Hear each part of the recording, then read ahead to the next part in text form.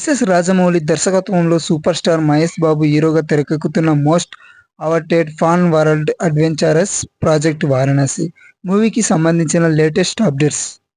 Rudra first look poster విడుదల August 9, 2026. Mahesh Babu పుట్టినరోజు సందర్భంగా రాజమౌళి ఈ సినిమాను నుంచి మహేష్ బాబు పాత్రకు సంబంధించిన 2 సరికొత్త పోస్టర్లను విడుదల చేశారు. ఈ చిత్రంలో మహేష్ బాబు రుద్ర అనే పవర్ఫుల్ పాత్రలో నటిస్తున్నారు. పొడవటి జుట్టు, గడ్డంతో రఫ్ అండ్ టఫ్ లుక్లో ఆఫ్రికా నడవలు మరియు వెదురు తప్పపై కనిపించిన మహేష్ బాబు పోస్టర్స్ సోషల్ మీడియాను షేక్ చేస్తున్నాయి. రుద్ర ఉగ్ర రూపం ఒకటే ఆయన నైజం కాదు, అతను వీటిని వల్నరబుల్గా ఫియర్గా ఉంటాడు అంటూ రాజమౌళి ఈ పాత్ర గురించి ప్రత్యేకంగా వర్ణించారు. కథాంశం. కథ నేపథ్యం వారణాసి నగరంపైకి రానున్న ఒక భారీ ఉల్కా ఆస్ట్రాయిడ్ ముప్పును అడ్డుకోవడానికి ఒక పురాతన నిధిని వెతికే క్రమంలో సాగే గ్లోబ్ ట్రాటింగ్ అడ్వెంచర్ ఇది. ఈ కథ త్రేతాయుగం నుంచి కలియుగం వరకు పలు కాలధర్మాలతో పాటు ఆఫ్రికా అడవుల నుంచి అంటార్క్టికా వరకు విభిన్న ఖండాల్లో సాగుతుంది.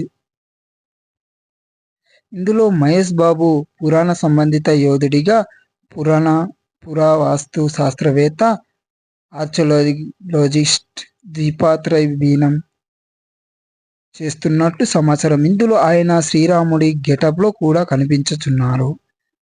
నటీనటులు. తారాగణం. మహేష్ బాబు సరసన Bollywood star heroine Priyanka Chopra Jonas Mandakini పాత్రలో నటిస్తుండగా, ప్రముఖ మలయాళ నటుడు పృథ్వీరాజ్ సుకుమారన్ ప్రతినాయకుడిగా కుంభ పాత్రలో కనిపించనున్నారు. సంగీతం. Keeravani. Writing B Vijayendra Prasad. SS కాంచీతో కలిసి రాజమౌళి స్వయంగా కథను అందించారు. షూటింగ్ విశేషాలు.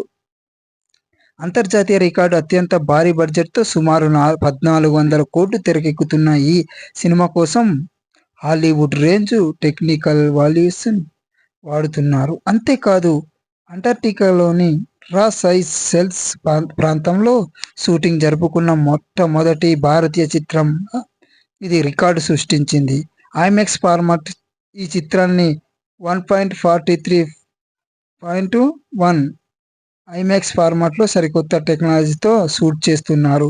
విజువల్ ఎఫెక్ట్స్ కోసం సైంటిస్టిక్ ట్రిక్స్టర్ వంటి గ్లోబల్ విఎఫ్ఎక్స్ సంస్థను పనిచేస్తున్నాయి. విడుదల తేదీ. ఈ భారీ యాక్షన్ అడ్వెంచర్ సినిమాను ఉగాది కానుకగా ప్రపంచవ్యాప్తంగా థియేటర్లో 2027 ఏప్రిల్ 7న 2027 గ్రాండ్గా విడుదల చేయనున్నట్లు మేకర్స్ ఇప్పటికే అధికారికంగా ప్రకటించారు.